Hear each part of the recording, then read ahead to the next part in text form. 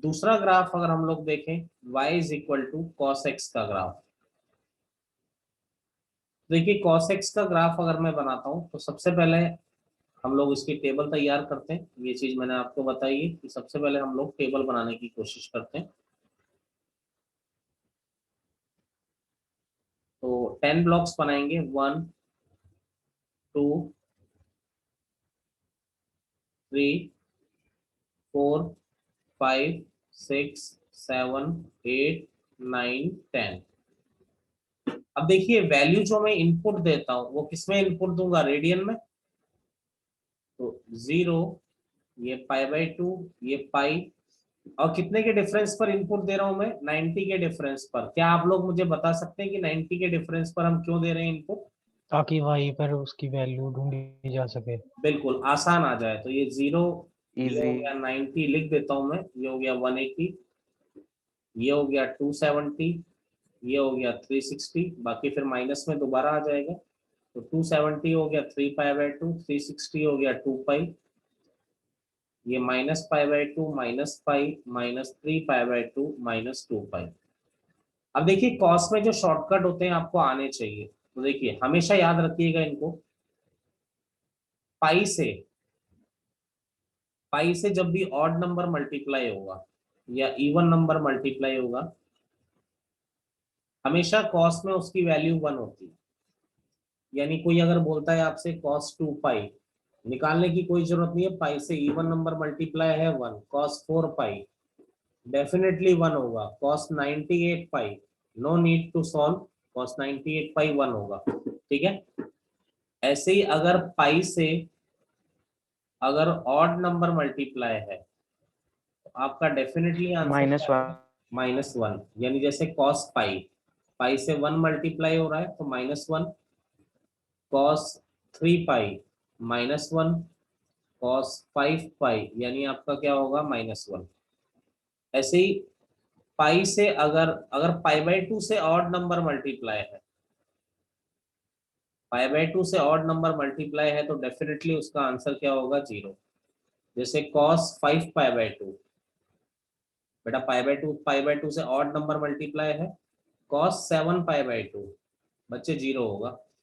अब इसको थोड़ा मैथमेटिकल फॉर्म में थोड़ा ढंग से लिख देते हैं, cos pi into cos 2n pi. Even number. अब देखिए इवन नंबर को हम कैसे रिप्रेजेंट करते हैं, किसी भी इंटीजर को अगर हम 2 से मल्टीप्लाई कर दें, एन यानी कि इंटीजर, किसी भी इंटीजर को अगर हम 2 से मल्टीप्लाई कर दें तो हमेशा क्या नंबर फॉर्म हो जाता है, इवन नंबर। तो यानी कि इवन नंबर को हमने 2n से लिखा, where n belongs to integer.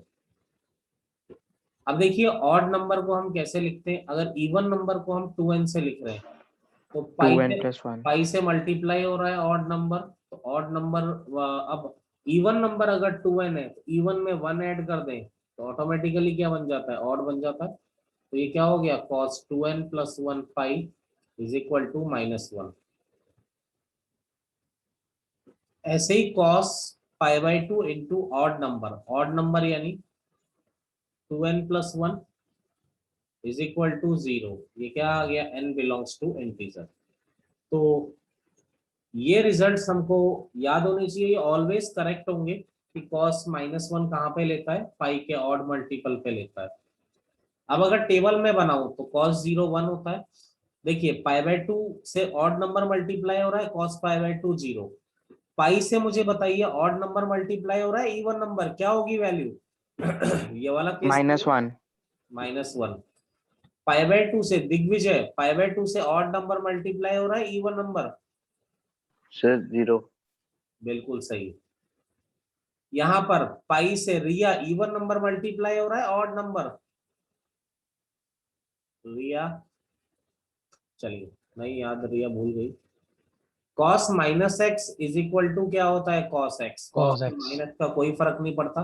तो पाई/2 पे 0 आ रहा है तो पाई/2 पे भी 0, पाई पे -1 आ रहा है तो -पाई पर तो भी -1, -1। यहाँ भी 0, 0 1। यहाँ आपका क्या आ जाएगा, 1। ठीक है, कॉस में माइनस का कोई फर्क नहीं पड़ता है।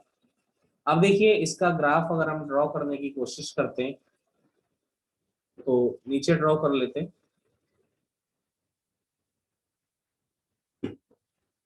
ग्राफ अगर हम बनाने की कोशिश करें तो ये x और ये y, ये हो गया 0, π/2, पाई, 3 π/2, 2 पाई, -π/2, -पाई, -3 π/2 और -2 पाई। ये हो गया 1 और ये हो गया -1। अब देखिए 0 पर क्या आ रहा है, 1 आ रहा है, टेबल बनाते हैं। π/2 पे 0 आ रहा है, पाई पे आपका -1 आ रहा है, 3 π/2 पे 0 और 2 पाई पे क्या आ रहा है, 1 आ रहा है। -π/2 पे 0 आ रहा है, -पाई पे आपका -1 आ रहा है, -3 π/2 पे 0 और -2 पाई पे आपका +1। तो इन पॉइंट्स को अगर हम ज्वाइन करते हैं, तो इन पॉइंट्स को अगर हम लोग ज्वाइन करें तो आपका कॉस का ग्राफ तैयार हो जाता है।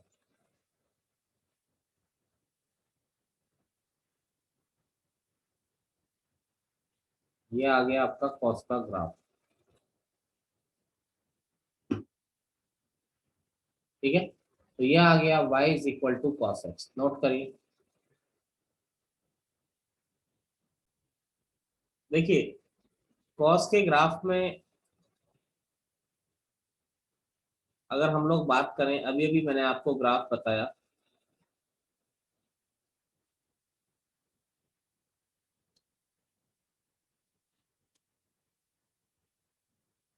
इस तरीके का होता है। ये 0, ये π/2, ये पाई।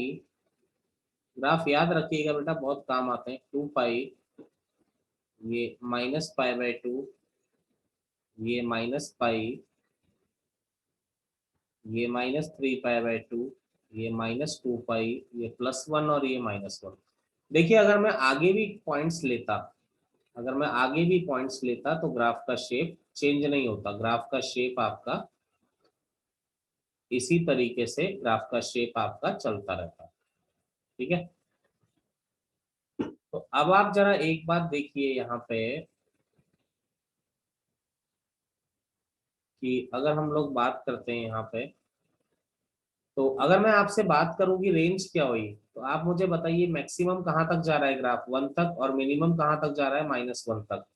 तो रेंज यानी cos x कहाँ से कहाँ के बीच में आ रहा है, -1 से 1 के बीच में। यानी कि जो मिनिमम वैल्यू है cos x की -1 है, और जो मैक्सिमम वैल्यू है cos x की वो क्या आ रही है, 1 आ रही है। तो ये रेंज हो गया। अगर आपसे बोला जाए डोमेन, cos x का डोमेन क्या है, देखिए आप यहाँ पर कुछ भी इनपुट डालिए, cos x का रेंज कहाँ से कहाँ के बीच में आएगा आपका, बोलिए। cos x का जो रेंज आएगा वो कहाँ से कहाँ के बीच में आएगा, -1 से 1 के बीच में ही आपका रेंज आएगा। तो डोमेन मतलब आप देखिए, आप कुछ भी डाल रहे हैं, आप कुछ भी डालिए, तो आपका आउटपुट तो हमेशा -1 से 1 के बीच में। यानी रेंज क्या हो, डोमेन क्या हो गया, ऑल रियल नंबर। यानी डोमेन हो गया -∞ से ∞। मुझे एक बात बताइए, क्या ये बाउंडेड फंक्शन है कि अनबाउंडेड फंक्शन है? बाउंडेड। चलिए, पहली चीज एक बात दिखाई दे रही है कि ये बाउंडेड फंक्शन है। दूसरी चीज आप एक बात देख के बताइए, कंटिन्यूअस है या कंटिन्यूअस। डिसकंटिन्यूअस है? कंटिन्यू। कंटिन्यूअस फंक्शन है। तीसरी बात देख के बताइए कि ये पीरियोडिक है या नहीं है? पेरियोडिक। बिल्कुल बिल्कुल पीरियोडिक फंक्शन है, क्योंकि अपनी वैल्यूज को बार बार रिपीट कर रहा है। अगला देखिए, y = 10x का ग्राफ। अब देखिए 10x का जो ग्राफ होता है, फर्स्ट ऑफ ऑल तो अभी तक हम π/2 के डिफरेंस पर लेते थे, अब मैं थोड़ा π/4 के डिफरेंस पर लूंगा। π/4 के डिफरेंस पर लेने का कारण क्या है, क्योंकि साइन π/4 पे π/4 जो सॉरी 10 π/4 कितना होता है, 1। तो इसमें थोड़ा मैं टेबल बड़ी बना रहा हूँ, तो कि हम ताकि हम ग्राफ को बड़े डीपली स्टडी कर पाएंगे। 10 π/4 होता है आपका 1 होता है, और आसान वैल्यू आएगी तो हम उतने इंटरवल पे लेते हैं। तो 18 ब्लॉक्स बनेंगे, 1 2 3 4 5 6 7 8 9 10 11 12 13 14 15, 16, 17, 18। थोड़ा बच्चों की हेल्प के लिए मैं थोड़ा डिग्री में भी लिख दूंगा, ठीक है। लेकिन हम कितने के डिफरेंस पर ले रहे हैं, 45 के डिफरेंस पर ले रहे हैं, ठीक है। जस्ट आपको ये याद रखना है। और ग्राफ हमारा 10x का ग्राफ है, तो ये पहले मैं 45 के डिफरेंस पर डिग्री में लिख देता हूँ, ताकि आप 0, 45 डिग्री, फिर 45 ऐड किया 90, फिर 45 ऐड किया 135, फिर 45 ऐड किया 180, फिर 45 ऐड किया 225, फिर 270, फिर 45 ऐड किया 315, फिर 45 ऐड किया 360। तो ये 0, π/4, π/2, 3π/4, धीरे धीरे याद हो जाएगा आपको। 180 पाई, ये हो गया 5π/4, ये हो गया 3π/2, ये हो गया 7π/4, ये हो गया 2π। अब ऐसे ही माइनस में ले लेते हैं, -45, तो ये तो माइनस में आ जाएंगी वैल्यूज। तो माइनस पर क्या हो जाएगा, -π/4, -π/2, -3π/4, -π, -5π/4, -3π/2, -7π/4, -2π। आप लोग इसकी टेबल बनाइए जरा, जरा आपकी प्रैक्टिस भी हो जाएगी। 2-3 मिनट का टाइम मैं दे रहा हूँ, जरा टेबल बनाइए, बाकी मैं लिख दूंगा, आपको रीचेक में करवा दूंगा। देखिए 10, 0, 0, 10 π/4, 1 π/2 नॉट डिफाइंड, यानी इंफिनिटी, बहुत बड़े नंबर की तरफ। ये -1 π0, ये +1, 5 π/4 +1, 3π/2 इज इंफिनिटी नॉट डिफाइंड, ये -1, 2π पे 0। अब देखिए 10 में ऐसी कोई प्रॉब्लम वाली बात नहीं है। 10 - x is equal to minus of 10x। तो अगर 40 π/4 पे 1 आ रहा है तो इस पे -1, π/2 पर इंफिनिटी आ रहा है तो -π/2 पर माइनस इंफिनिटी, 3π/4 पे -1 आ रहा है तो -3π/4 पे +1, पाई पे 0 आ रहा है तो -पाई पे 0, 5π/4 पे 1 आ रहा है तो -5π/4 पे -1, 3π/2 पे इंफिनिटी आ रहा है तो इस पर माइनस इंफिनिटी। वैसे नॉट डिफाइन लिखना ज्यादा करेक्ट है, बहुत ही छोटे नंबर की तरफ टेंस कर रहा है। इधर +1, इधर 0। किसी का करेक्ट है या नहीं है, एनीवन? करेक्ट है सर। चलो बाकी बच्चों सबका करेक्ट है बेटा? Yes sir.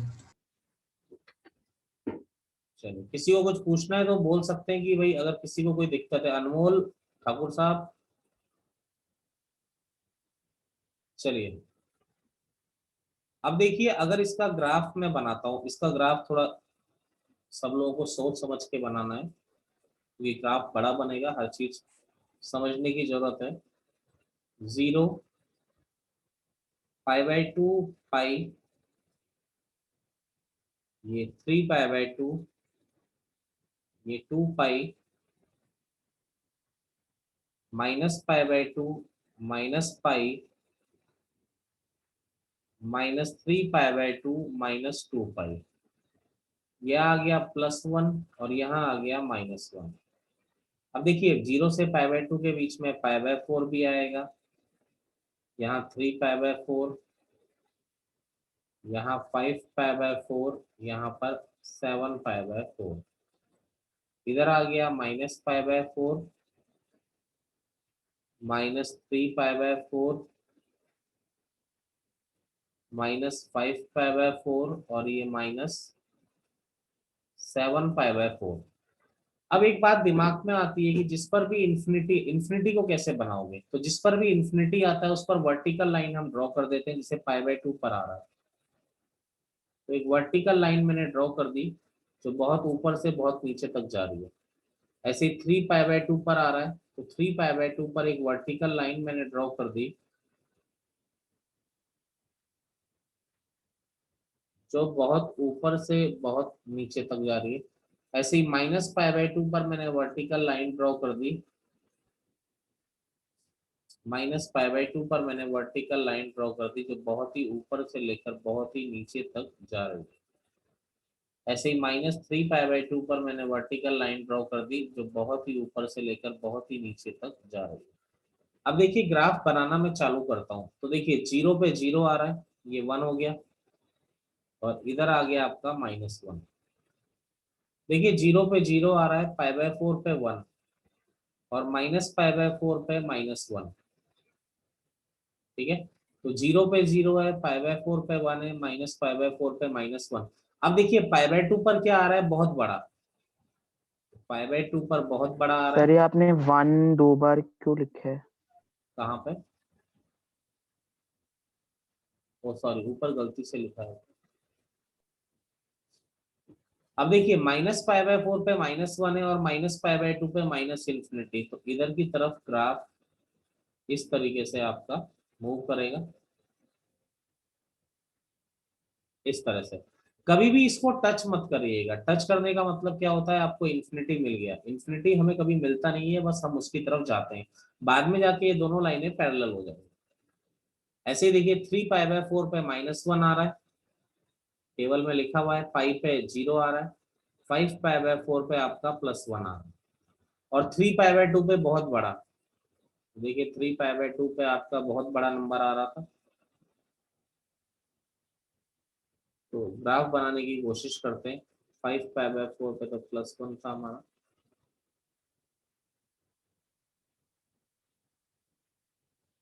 इस तरीके से। 7π/4 पे -1 आ रहा है, 2π पे आपका 0 आ रहा है। बाकी इधर की तरफ अगर आगे पॉइंट हम लेते है, नहीं लिए, नहीं हमने 2π के आगे, अगर हम लेते तो ग्राफ का जो शेप होता वो इसी तरीके से आता। अब देखिए -3π/4 पे +1 आ रहा है, -π पे 0 आ रहा है, -5π/4 पे -1 आ रहा है, -3π/2 पे -∞ आ रहा है। इस तरह से आ गया। इसको थोड़ा शेप सही कर देते हैं।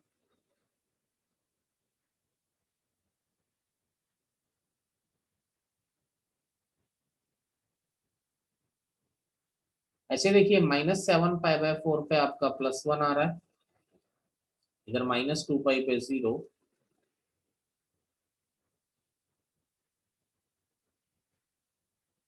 तो इधर बनाए, अगर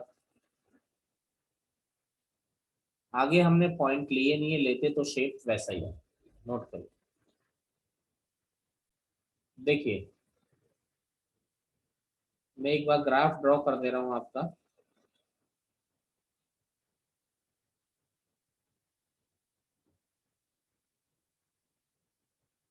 ये x y, ये 0, π/2, पाई, 3π/2 2π, -π/2 -π, -3π/2 -2π। अब देखिए मैं यही तो बना था, जिस पर भी इन्फिनिटी आता है उस पर हम वर्टिकल लाइन ड्रॉ कर देते हैं।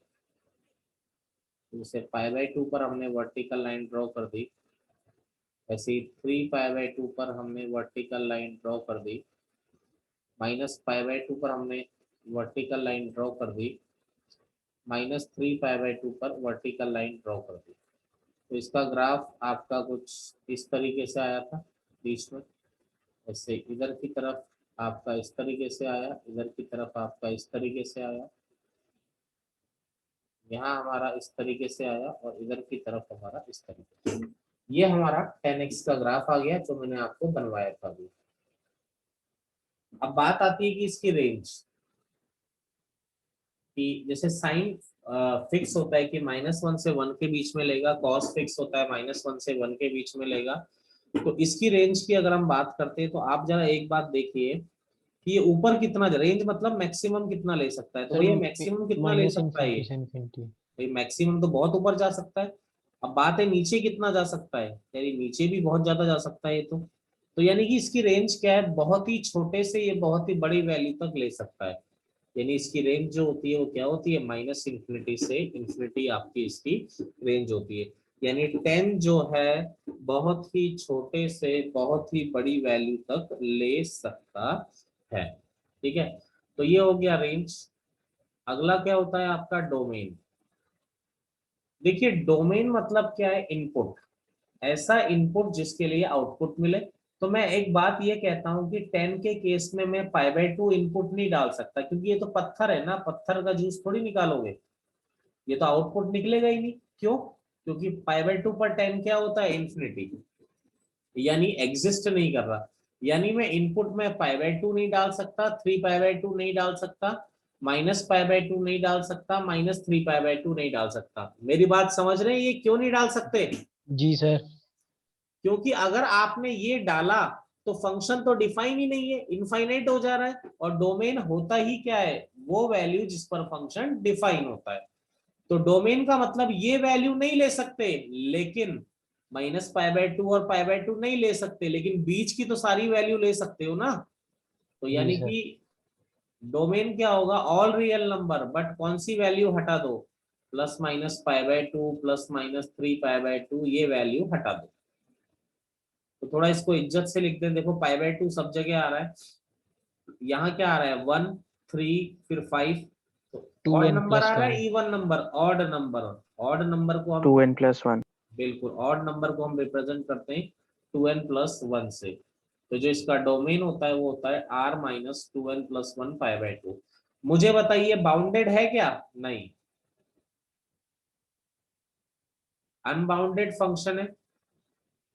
मुझे एक बात ये बताइए, क्या पीरियोडिक होगा? नो। Yes sir. बिल्कुल है, पीरियोडिक तो है ना बच्चे। यस सर, पीरियोडिक है। आगे भी ऐसे ही लेगा, इसके आगे भी ऐसा ही आएगा ना, पीरियोडिक तो है ही। और दूसरी बात, क्या ये कॉन्टिन्यूअस है? No sir. डिसकंटिन्यूअस। चलिए दूसरी चीज, ये एक बहुत बड़ी गलत फहमियां मैं आप लोगों के दिमाग से निकालता हूँ, ये कॉन्टिन्यूअस है या नहीं। अच्छा मुझे बताओ कि कोई मशीन है जूस निकालने की, अब मैं आपसे पूछूं कि पत्थर का जूस कैसे लगा? ये फ्रूट का जूस निकालने की मशीन है, मैं आपसे पूछ रहा हूँ ये पत्थर मैंने डाला, इसका जूस निकलेगा तो कैसा लगेगा? अरे निकलेगा क्या? नहीं नो निकलेगा ना। सर। सर नहीं निकल। क्यों नहीं निकलेगा? मशीन उसके लिए है ही नहीं। मशीन उसके लिए है ही नहीं, उस पर मशीन खराब हो जाएगी। तो यानी आप, जैसे अब मैं आपसे पूछूं कि ऑरेंज जूस कैसा है, तो भाई आप आराम से बता सकते हो, क्योंकि ऑरेंज जूस निकलेगा यहां से। यानी आप जो कहोगे वो किसके बारे में कहोगे? डोमेन के अंदर ही तो कहोगे, कि डोमेन के बाहर जाके कह सकते हो? बोलो। डोमेन के अंदर आके। डोमेन के अंदर ही कह सकते हैं, हम डोमेन के बाहर जाके कभी कोई बात नहीं करते। क्यों नहीं करते बेटा? क्योंकि मुझसे कोई बोलता है कि पत्थर का जूस कैसा, अरे मैं बोलूंगा पागल है क्या, ये तो जूस निकाल ही नहीं सकता ना, पत्थर का तो मशीन है ही बनी नहीं है उसके लिए, तो क्वेश्चन ही गलत है। तो भाई अब आप मुझसे बोल रहे हो कि डिसकंटिन्यूअस है, मैं बोलूंगा यार मुझे नहीं लगता। क्यों नहीं लगता? क्योंकि -π/2 और π/2 पे तो मैं बात ही नहीं करूंगा। क्यों नहीं करूंगा बात? क्योंकि इस ये तो डोमेन में ही नहीं है ना। जी अरे सर। कोई भी बात अगर अंदर की जाती है तो वो किसके अंदर बात की जाती है? डोमेन के अंदर बात की जाती है ना, डोमेन के बाहर थोड़ी बात करते हैं कभी। क्लियर है मेरी बात? जी सर। तो आप जो देख रहे हो वो क्या देख रहे हो कि π/2 पर टूट गया, -π/2 पे टूट गया। अरे इन पर तो हमने बात ही नहीं करनी है। क्यों नहीं करनी है? क्योंकि हमारे डोमेन के अंदर आते ही नहीं पॉइंट है। कोई भी बात अगर तुम करोगे किसी के बारे में तो डोमेन के अंदर ही तो करोगे जहां वो जिंदा है। अब ऐसे थोड़ी कि स्वर्ग लोक में देवता बात कर रहे होंगे कि प्रज्वल कैसा लड़का है, समझ रहे हो? अब भाई वो तो धरती लोक के लोग ही बात करेंगे ना, यहाँ के। स्वर्ग में कौन जानता है प्रज्वल को? तो जहां पर जो चीज वैलिड है वही तो बात करोगे। तो यानी कि -π/2 से π/2 के बीच में बात करूंगा मैं, कभी भी -π/2 और π/2 पे बात नहीं कर सकता कॉन्टिन्यूटी या डिसकॉन्टिन्यूटी की। क्यों नहीं कर सकता? क्योंकि डोमेन में ही नहीं है ये। भैया वो तो डोमेन में ही नहीं है। अब आपसे ये बोला जाए कि यार क्या कहते हैं मंगल ग्रह पे कैसा होगा, अरे भाई मैं वहां जिंदा रह ही नहीं पाऊंगा ना बिना मास्क के। वो चांद पे कैसा रहेगा, अरे मैं जिंदा रह ही नहीं पाऊंगा, तो मैं वहां की बात क्यों करूंगा? मैं तो यही की बात करूंगा ना। तो इसीलिए कह रहा हूं कि ये डोमेन के अंदर इन पॉइंट्स की बात कभी की ही नहीं जाती है। तो अब मुझे बताओ, इन पॉइंट के अलावा -π/2 से π/2 के बीच में टूट रहा है क्या कहीं पे? No sir. नहीं टूटा है। तो हमारा स्टेटमेंट क्या होगा इसके लिए? स्टेटमेंट होगा कॉन्टिन्यूअस कॉन्टिन्यूअस। इन डोमेन। कॉन्टिन्यूअस इन डोमेन। तो कभी भी बेटा कॉन्टिन्यूटी या डिसकॉन्टिन्यूटी की बात में अगर मैं करूंगा तो डोमेन के अंदर करूंगा, डोमेन के बाहर में किसी चीज की बात करूंगा ही नहीं। क्यों नहीं करूंगा? अरे जब तक वो आदमी जिंदा है तभी तक तो उसके बारे में बात करोगे ना, जब आदमी है ही नहीं तो तुम उसके बारे में बात क्यों करोगे? क्लियर है मेरी बात?